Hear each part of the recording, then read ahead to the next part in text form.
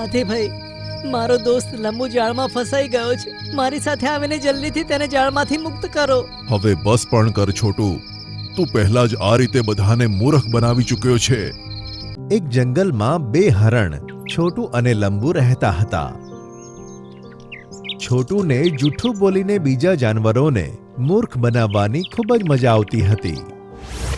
એક દિવસ સાંજે જ્યારે બધા પ્રાણીઓ જંગલમાં ફરતા હતા ત્યારે છોટુ જોર જોરથી બૂમો પાડતો આવ્યો. ભાગો ભાગો, નહીં તો મારી જશો. તેની વાત સાંભળીને બધા જાનવરોનું ધ્યાન તેના પર ગયું અને તેઓ તેને જોવા લાગ્યા. છોટુ લંબુની પાસે આવીને ઊભો રહી ગયો.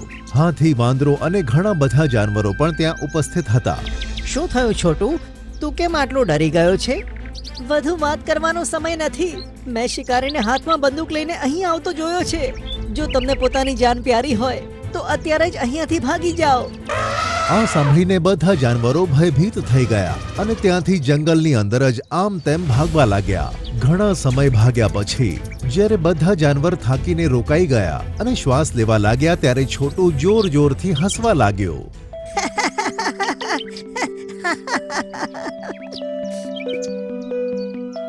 શું થયું છોટું?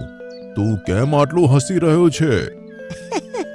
તમે લોકો કેવા શિકારીના નામ ઉપર બીને ભાગી રહ્યા હતા. મને તેની ઉપર જ હસવું આવે છે. સાંભળીને બધા જાનવરો એકબીજાને જોવા લાગ્યા અને પછી લંબુ બોલ્યો. તો એમાં હસવાની શી વાત છે? શિકારીથી તો આપણે બધા ડરીએ છીએ. તેની એક જ ગોળીથી આપણામાંથી કોઈ પણ એક તેનો શિકાર બની શકે છે. શું તું તેનાથી ડરીને ભાગી રહ્યો નહોતો? હું બીશ તો ત્યારે ને જ્યારે અસલમાં કોઈ શિકારી આવી જશે. આ સાંભળીને બધા જાનવરો ગુસ્સે થઈ ગયા અને લંબુ બોલ્યો. તારો મતલબ શું છે? તું જ બોલ્યો હતો ને કે શિકારી આવી રહ્યો છે, પોતાની જાન બચાવીને ભાગો. મેં તો બસ એમ જ મજાકમાં બોલી દીધું હતું. મને તો હજુ પણ હસવું આવે છે કે તમે લોકો કેવા શિકારીથી બીને ભાગી રહ્યા છો. કહીને છોટુ જોર જોરથી હસવા લાગ્યો અને બાકીના જાનવરોને તેની આ વાત બિલકુલ ના ગમી. એક વખત રાત્રે જ્યારે બધા જાનવરો પોતપોતાના કામમાં લાગ્યા હતા ત્યારે છોટુ બૂમો પાડતો પાડતો દોડતો ત્યાં આવ્યો. ભાગો ભાગો ભાગો, શિકારી હાથમાં બંદૂક લઈને આપણી તરફ જ આવી રહ્યો છે.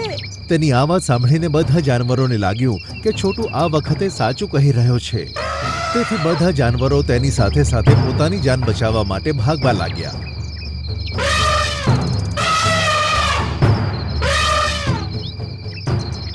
અને ઘણા સમય પછી જ્યારે બધા થાકીને લોથપોથ થઈ ગયા ત્યારે બધા ઊભા રહી ગયા. હરણને હસતા જોઈ બધા હેરાન થઈ ગયા અને પછી હાથી બોલ્યો. શું થયું તને? આમ આ રીતે કઈ વાત ઉપર હસી રહ્યો છે? મેં આ વખતે પણ મજાક કર્યો હતો. ખરેખર કોઈ શિકારી આવ્યો નથી. મેં આ વખતે પણ બધાને મૂર્ખ બનાવ્યા. તારી આ ખોટું બોલવાની આદતને લીધે એક દિવસ કોઈ તારી ઉપર ભરોસો નહીં કરે. લંબુએ કહ્યું અને બધા જાનવરો પોતપોતાના રસ્તે ચાલી નીકળ્યા. આગલા દિવસે છોટુ જંગલની સરહદ ઉપર ફરી રહ્યો હતો ત્યારે તે જુએ છે કે એક શિકારી પોતાના ખભા ઉપર જાળ નાખીને જંગલ તરફ આવી રહ્યો છે. છોટુ ઝડપથી ભાગીને જંગલની અંદર જાનવરોની પાસે જાય છે. ભાગો ભાગો, જંગલમાં શિકારી આવી રહ્યો છે. પોતાનો જીવ બચાવવો હોય તો ભાગો. આ સાંભળીને કોઈને પણ તેની વાત ઉપર ભરોસો નથી આવતો અને હાથી બોલ્યો. તું આવું કહીને પહેલાથી જ અમને મૂર્ખ બનાવી ચૂક્યો છે. આ વખતે તારી રમત નહીં ચાલે. પણ આ વખતે હું ખોટું નથી બોલતો. આ વખતે તેની પાસે જાળ પણ છે. સાંભળીને બધા જાનવરો તેની વાતને ખોટી સાંભળીને ત્યાંથી જતા રહ્યા. લંબુ ત્યાં જ ઊભો રહ્યો અને બોલ્યો. ચાલ થોડું ફરી લઈએ. એમે આજે તને થોડું ખોટું લાગ્યું હશે કે તારી વાત સાંભળીને કોઈ પણ આમ તેમ હજુ ભાગ્યું નથી. કહીને લંબુ હસવા લાગ્યો અને પછી બંને જંગલમાં ચાલી નીકળ્યા. થોડી વાર પછી બંને એવી જગ્યાએ પહોંચ્યા જ્યાં ચાંદાનો પ્રકાશ ન હોવાને કારણે અંધારું હતું. ત્યાં શિકારીએ પોતાની જાળ બિછાવી હતી. ભૂલથી લંબુનો પગ તેમાં ફસાઈ ગયો અને તે જાળમાંથી છૂટવા માટે પ્રયત્ન કરવા લાગ્યો. છોટુએ જોયું કે લંબુ ફસાઈ ગયો છે તો તે તેને છોડાવવાનો પ્રયત્ન કરવા લાગ્યો, પણ લંબુ તે જાળમાં પૂરેપૂરો ફસાઈ ગયો હતો અને હવે તે હલી પણ નહોતો શકતો. છોટું, મને આ જાળમાંથી તું નહીં નીકાળી શકે. જલ્દીથી જઈને કોઈ જાનવરની મદદ લે, નહીં તો શિકારી આવશે તો મને તેની સાથે લઈ જશે. સાંભળીને છોટુ ડરી ગયો અને બોલ્યો, તું ચિંતા ના કર લંબુ, હું હમણાં જ કોઈને બોલાવી લાવું છું. કહીને છોટુ ત્યાંથી જતો રહ્યો અને મદદ માંગવા માટે આમ તેમ ફરવા લાગ્યો. થોડી વાર પછી તેને હાથી દેખાયો. હાથીભાઈ, મારો દોસ્ત લંબુ જાળમાં ફસાઈ ગયો છે. મારી સાથે આવીને જલ્દીથી તેને જાળમાંથી મુક્ત કરો. હવે બસ પણ કર છોટુ, તું પહેલા જ આ રીતે બધાને મૂર્ખ બનાવી ચૂક્યો છે. પણ આજે હું ખોટું નથી બોલતો, મારો વિશ્વાસ કરો. મને તારી ઉપર ભરોસો નથી. હવે હું આ વખતે મૂર્ખ નહીં બનું. કહીને હાથી ત્યાંથી જતો રહ્યો. હવે છોટુ ભાગીને આગળ જાય છે તો તે ઝાડ પર વાંદરાને બેઠેલો જુએ છે. બંદરભાઈ, જલ્દી મારી સાથે ચાલો. લંબુ શિકારીની જાળમાં ફસાઈ ગયો છે. જો તેને જલ્દી નહીં નીકાળીએ તો શિકારી તેને લઈ જશે. છોટુ ભાઈ, પહેલા પણ 2 વાર ખોટું બોલીને તમે અમને મૂર્ખ બનાવી લીધા છે. હવે તમારી ચાલ નહીં ચાલે. હા, પણ મારી વાત તો સાંભળો. વાંદરાએ તેની વાત વચમાં જ છોડી દીધી અને ઝાડ પરથી કૂદકા મારતો ત્યાંથી જતો રહ્યો. હવે છોટુને પોતાની ભૂલ સમજાઈ ગઈ હતી. તે નિરાશ મોઢું લઈને એકલો જ લંબુ તરફ જવા લાગ્યો. ત્યાં પહોંચતા તેને દિવસ નીકળી ગયો. જ્યારે તે ત્યાં પહોંચ્યો તો તેને એકલો જોઈને લંબુ હેરાન થઈ ગયો. શું થયું છોટુ? શું તને કોઈ ના મળ્યું? મેં જેની પાસે પણ મદદ માંગી, બધા એવું જ સમજ્યા કે હું મજાક કરી રહ્યો છું. જો મારામાં ખોટું બોલવાની ટેવ ના હોત તો આજે તેઓએ મારી ઉપર વિશ્વાસ કર્યો હોત.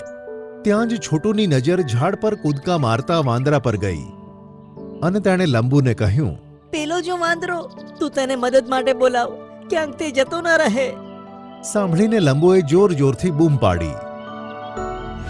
આ સાંભળીને વાંદરાની તેના પર નજર પડી અને તે ઝાડ પરથી નીચે આવીને જોવા લાગ્યો. વાંદરાએ જોયું કે લંબુ જાળમાં ફસાયેલો પડ્યો છે અને છોટુ તેની પાસે ઊભો છે. અરે, હંમેશાની જેમ મને એમ જ લાગ્યું કે છોટુ ખોટું બોલી રહ્યો છે, પણ તું તો ખરેખર ફસાઈ ગયો છે. કહીને વાંદરો જાળ કાપવાનો પ્રયત્ન કરે છે, પણ તે જાળને કાપી ન શક્યો. તમે લોકો ચિંતા ના કરો, હું હમણાં જ હાથીભાઈને બોલાવું છું. આ જાળમાંથી તેઓ જ તને છૂટા કરી શકે છે. કહીને વાંદરો ત્યાંથી જતો રહ્યો. ઘણા સમય પછી જ્યારે તે પાછો આવ્યો તો તેની સાથે હાથી અને ઘણા બધા જાનવરો પણ ત્યાં આવી ગયા. આ જોઈને છોટુ અને લંબુ ખુશ થઈ ગયા. હાથીએ પોતાના મજબૂત દાંતોને જાળની અંદર નાખ્યા અને જાળને ઉપર ઉઠાવી. જાળ એક બાજુથી ખુલી ગઈ અને લંબુ અડધો જાળમાંથી નીકળી ગયો. પણ જ્યારે તેને દૂરથી શિકારીને આવતા જોયો તો બધા જાનવર ત્યાંથી ભાગવા લાગ્યા. જ્યારે શિકારીએ લંબુને જાળમાં ફસાયેલો જોયો તો તે ખુશ થઈ ગયો. હવે છોટુ, જે થોડેક દૂર ઊભો હતો, તેને જાણી જોઈને અવાજ કરવાનું શરૂ કરી દીધું અને શિકારી તરફ પીઠ કરીને ઊભો રહી ગયો. આ જોઈને શિકારીએ વિચાર્યું કે એક તો ફસાઈ ગયો છે, આ બીજું હરણ મળી જાય તો મજા પડી જાય. કહીને છોટુ તરફ તે ધીરે ધીરે આગળ વધવા લાગ્યો. હવે આ જોઈને હાથી ફરીથી લંબુ પાસે આવ્યો અને તેણે જાળની બીજી બાજુ પણ પોતાના દાંત ફસાવ્યા અને ઉપર ઉઠાવીને લંબુને જાળમાંથી મુક્ત કરી નાખ્યો. પછી લંબુએ મુક્ત થઈને બૂમ પાડી, છોટુ, શિકારી તારી તરફ આવી રહ્યો છે, પોતાને બચાવ. આ સાંભળીને છોટુ સમજી ગયો કે લંબુ મુક્ત થઈ ગયો છે અને પછી તે પણ જંગલની એક તરફ ભાગી નીકળ્યો. શિકારીએ જોયું કે હરણ જાળમાંથી નીકળી ગયું છે તો તે ગુસ્સાથી પોતાના વાળ ખેંચતો રહી ગયો. છોટુ પણ જલ્દીથી ફરીને બધાની પાસે પહોંચી ગયો અને પછી બધા જાનવર એક સાથે જંગલ તરફ ભાગવા લાગ્યા અને શિકારીની આંખોમાંથી અદૃશ્ય થઈ ગયા. હું પ્રોમિસ કરું છું કે આજ પછી હું કોઈને પણ ખોટું બોલીને મૂર્ખ નહીં બનાવું. આ સાંભળીને બધા જાનવરો ખુશ થઈ ગયા અને પછી છોટુને પોતાની ભૂલ સમજાઈ ગઈ હતી. હવે મારી મમ્મી નથી રહી. હવે હું કોને મમ્મી કહીશ? મમ્મી નથી તો હું જીવીને શું કરું? સોના, એવું ના કહેવાય બેટા, બધું ઠીક થઈ જશે. આ વાર્તા છે એમેઝોનના જંગલોની, જ્યાં સોના ચકલી અને તેના માતા પિતા રહેતા હતા. તેમને 3 બાળકો હતા, પણ તેમાંથી 2 બાળકો મરી ગયા. માત્ર સોના ચકલી જ બચી હતી. તેમણે તેમના બાળકનું નામ સોના રાખ્યું, કારણ કે તે તેમના માટે ખૂબ મહત્વની હતી અને પોતાનો બધો પ્રેમ તેને આપવા માંગતા હતા. સોના બેટા, ઉઠીને ખાવાનું ખાઈ લે. બહુ સમય થઈ ગયો છે. હા મમ્મી, હમણાં જ ઉઠું છું. ઉઠીને ખાવાનું ખાઈ લેજે. હું થોડું કામ કરી રહી છું. નીચેની ડાળી પર જ છું. કોઈ વસ્તુની જરૂર હોય તો મને બોલાવી લેજે. સારું મમ્મી, મને કોઈ પણ વસ્તુની જરૂર પડશે તો હું તમને બોલાવી લઈશ. સોનાની મમ્મી કામ કરવા માટે જતી રહી. તેની માં તેને ખૂબ પ્રેમ કરતી હતી, પણ સોનાના પિતા કંઈક વિચિત્ર હતા. આખો દિવસ બહાર જ રહેતા હતા. જ્યારે તેમનું મન કરતું ત્યારે જ ઘરે આવતા હતા. એકવાર સોનાની માં તેને ઘરે છોડીને દાણા લેવા માટે જતી રહી. ઘરે પાછા ફરતી વખતે ખૂબ જ પવન ફૂંકાયો અને તે એક ઝાડ સાથે અથડાઈને પડી ગઈ. તેની એક પાંખ તૂટી ગઈ અને તેમાંથી લોહી નીકળવા લાગ્યું અને તે જેમ તેમ કરીને સોના પાસે પહોંચી. મમ્મી, આ શું થયું? આટલું લોહી કેમ નીકળી રહ્યું છે? તમને શું થયું છે મમ્મી? બોલો ને. બેટા, મને કંઈ નથી થયું. બસ નાનકડો જ ઘા છે. જલ્દી મટી જશે. તું ખાવાનું ખાઈ લે. તે સવારથી કંઈ જ નથી ખાધું. હું નટખટ વાંદરાને બોલાવું છું. તે તને ખાવાનું ખાવામાં મદદ કરશે. સોનાની માં નટખટી વાંદરાને જુએ છે અને ઈશારો કરીને બોલાવે છે. નટખટી વાંદરા, તો સોનાને ખવડાવી દે અને મારા માટે થોડીક દવાઓ લઈ આવ. અરે બહેન, આ શું થઈ ગયું? તારી પાંખમાંથી તો ખૂબ જ લોહી નીકળી રહ્યું છે. હું હમણાં જ દવા લઈને આવું છું. નટખટી વાંદરો દવાઓ લઈને આવે છે અને તે આવીને જુએ છે કે સોના ચકલી ખૂબ જ રડી રહી છે અને તેની માની આંખો હંમેશા માટે બંધ થઈ જાય છે. હવે મારી મમ્મી નથી રહી. હવે હું કોને મમ્મી કહીશ? મમ્મી નથી તો હું જીવીને શું કરું? સોના, એવું ના કહેવાય બેટા, બધું ઠીક થઈ જશે. નટખટી વાંદરો તેને ભેટી પડે છે. તે જ સાંજે સોનાના પિતા આવે છે. તે થોડી વાર શોક મનાવીને પાછો પોતાના માળામાં સૂઈ જાય છે. પછીના દિવસે તે પાછો બહાર જતો રહે છે અને સાંજે સોના માટે નવી માં લઈને આવે છે. સોના, હવે આ તારી નવી માં છે. તું તેને જ માં કહેજે. સારું પપ્પા. અને સોનાના પિતા દર વખતની જેમ ઘરની બહાર જતા રહ્યા અને જ્યારે મન કરતું ત્યારે ઘરે પાછા આવતા અને સોનાની નવી મમ્મીએ રંગ દેખાડવાના શરૂ કરી દીધા. આખો દિવસ ઘરમાં પડી રહે છે. જા, જઈને માળાની સફાઈ કર અને મારા પગ દબાય અહીંયા. હા મમ્મી, હમણાં કરું છું. સોનાની નવી મમ્મી તેની સાથે તેની છોકરી પણ લાવી હતી, જેનું નામ સુંદરી હતું. તે તેની પાસે કશું જ કામ કરાવતી નહીં, માત્ર સોના પાસે કામ કરાવતી. ઘણીવાર સોના તેની મમ્મીને યાદ કરીને ઘણું રડતી. મમ્મી, તું કેમ જતી રહી મને છોડીને? નવી મમ્મી જ્યારથી આવી છે તે મને હેરાન જ કરે છે. ઘરનું બધું જ કામ મારી જોડે જ કરાવે છે અને તેની છોકરીને રાજકુમારીની જેમ રાખે છે. એક દિવસ સુંદરી ક્યાંક બહાર ઉડવા માટે જાય છે અને ત્યાં તેને 3-4 કબૂતર ઘેરી લે છે અને તેને હેરાન કરવાનું શરૂ કરી દે છે. તે જ રસ્તેથી સોના માળા માટે દાંડી લેવા માટે જતી હોય છે. સુંદરીને સોના જોઈ લે છે. અરે સુંદરી, તું અહીંયા શું કરે છે? સોના, મને બચાય. આ બધાએ મને ઘેરી લીધી છે. સોના કબૂતરોને ડરાવી ધમકાવીને સુંદરીને ત્યાંથી લઈ આવે છે.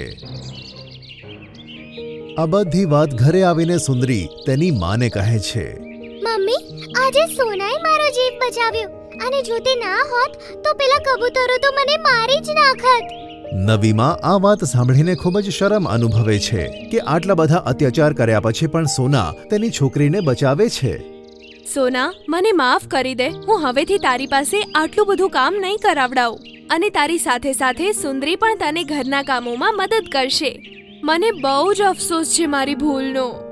ના મમ્મી, તમે જૂની વાતો ભૂલી જાઓ અને મારી મમ્મીએ મને ખૂબ સારા સંસ્કાર આપ્યા છે. હું તમારી સાથે ક્યારે પણ ખોટું નહીં કરું. આ વાત સાંભળી નવીમાં ખૂબ જ ખુશ થાય છે અને તે સોના ચકલીને પણ વહાલ કરવા લાગે છે. સોનાની સાથે સુંદરી પણ ઘરનું કામ કરવા લાગે છે. સાવકી માએ સોનાને પણ પોતાની પુત્રીની જેમ અપનાવી લીધી.